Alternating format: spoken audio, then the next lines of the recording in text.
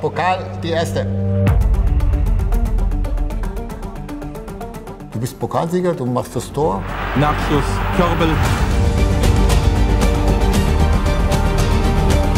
Eintracht Frankfurt ist eine Pokalmannschaft und es ist ja bis zum heutigen Zeitpunkt auch so geblieben.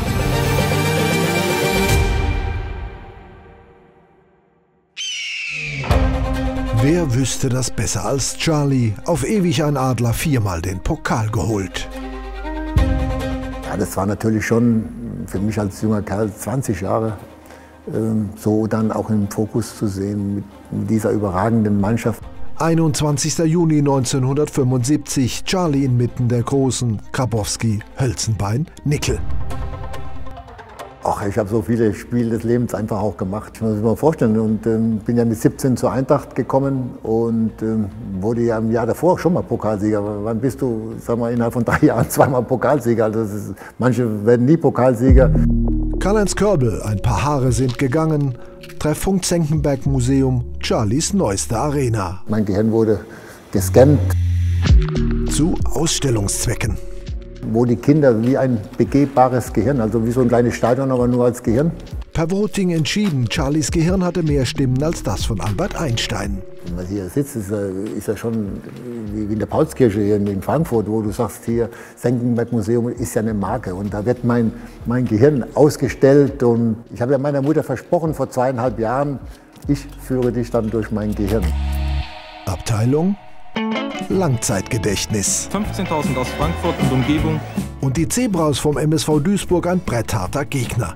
Mit in Hannover auch der ganz besondere Charlie Körbel Fanclub aus seiner Heimat. Da sind die mit dem Bus von Dossenheim nach Hannover gefahren und diese Gemeinschaft, da ist der Pfarrer, der Bürgermeister, ich musste ihnen 50 Karten besorgen und waren so stolz. Und dann kam der große Regen. Von mystischer Bedeutung Blitz und Donner als Eintracht-Weckruf. Es wurde dunkel im Niedersachsenstadion und das Spiel trat in seine entscheidende Phase. Frisch geduscht alle wieder beim Siegerbankett. Ich war damals am Vorstandstisch, weil ich das Tor geschossen habe. Also auch damals schon diese Anerkennung. Aber eigentlich Höchststrafe. Höchststrafe, genau. Ich konnte mich nicht bewegen, wie ich wollte.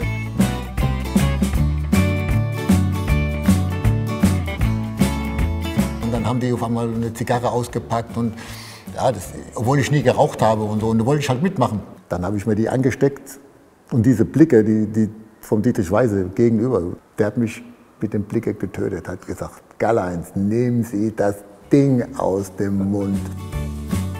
Dietrich Weise, ein Fußballgelehrter mit Lebensweisheit ohne Klemmerfaktor.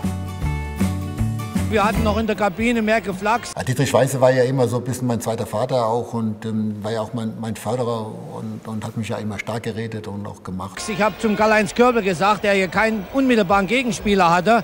Sie müssen mir auch jetzt auch was für die Offensive tun. Wenn keiner das Tor macht, dann müssen Sie es halt machen. Er war ja immer sehr förmlich und ich habe ja auch einen riesen Respekt vor ihm auch gehabt.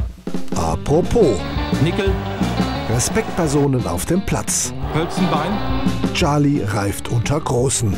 immer wieder Grabowski. Ich war der Mitläufer und dann war nicht die 3 im Fokus, sondern ich. Schuss von Hölzenbein, Abwehr, Nachschuss Körbel. Das 1:0, das war in der 57. Minute. Das war natürlich außergewöhnlich und was noch außergewöhnlich ist, war mit dem linken Fuß, wo ich gar nichts konnte. Also voll getroffen, also das war schon, hat alles gestimmt. Die ersten Sekunden nach dem Finale, Dietrich Weise und Karl-Heinz Körbel, der Torschütze. Momente, die du nie vergisst. Da kann ich mich dran erinnern, weil der Dietrich Weise hat mir ein Bild geschenkt als Erinnerung. Das habe ich zu Hause, das ist das einzige Bild, was ich bei mir in meinem Büro habe. Dann hat er mir genau das draufgeschrieben. Momente mit diesem goldenen Pokal. Wie sie in Frankfurt leben. Du kommst aus einem kleinen Heimatort und du schaffst es, zweimal Pokalsieger zu werden. Es war halt spektakulär. Das war schon für mich eine ganz, ganz neue Situation. Und ich kam dann so in eine andere Kategorie. Charlie ist längst das Gesicht der Eintracht geworden. Der Junge, der vor fast einem halben Jahrhundert das Pokalfinale entschieden hat.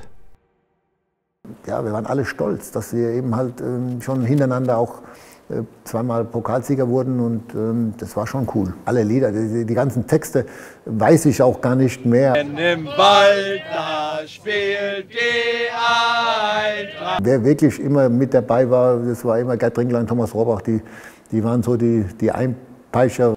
Hallo, die Eintracht.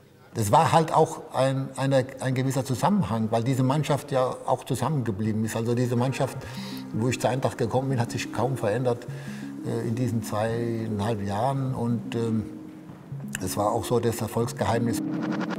Der treue Charlie halt bis zum ewigen Rekordspieler. Der hat auch so viele Spiele gemacht wie ich. Ein Star seit dem Finale. Ich war damals eher schüchtern und mir war das teilweise auch unangenehm. Ich glaube, das kann man gar nicht beschreiben. Das ist so ein Gefühl, das ist wirklich nicht zu beschreiben. Ich habe dann immer auch so hochgeguckt auf Gabi, auf Bernd Nickel und auf einmal wollte keiner mit denen reden, sondern mit mir. Das hat denen natürlich auch nicht so gepasst. Und ich bin wirklich sehr glücklich, dass mir gerade im Sommerspiel sowas gelungen ist. Wenn ich dann manchmal die Interviews mir angucke, so denke ich, oh je, oh je. Also da bin ich heute schon ein bisschen besser geworden. Körbel kann Pokal. Bis heute. Ich habe ja das Glück gehabt, 4-mal den Pokal zu gewinnen. 4,5 Mal, weil ich den Pokal wieder gebracht habe. Also bin ich auch mit beteiligt. Die beiden letzten Eintracht-Endspiele, nichts geht ohne Charlie. Gegen Borussia Dortmund, wo wir verloren haben, da war ich ja auch Pokalbotschafter. Da konnte ich nichts machen, weil die Helene Fischer, die hat dann alles verrückt gemacht. Da konnte ich mich nicht so konzentrieren und deswegen konnte ich die Hand am Pokal nicht auf diese Seite bringen, dass die Eintracht den gewinnen. Dann danach gegen Bayern war das schon anders mit dem Paul Breitner. Da wusste ich, gegen so einen Dominanten, da muss ich gucken, wie wir das machen. Und du kriegst ein Gefühl dafür, für so eine Sache, dass Eintracht Frankfurt immer in der Lage ist, im Pokalspiel auch gegen solche Gegner eine Überraschung zu machen, weil Eintracht Frankfurt ist eine Pokalmannschaft. Eintracht holt den Pokal! Hey, gut gemacht. Ja.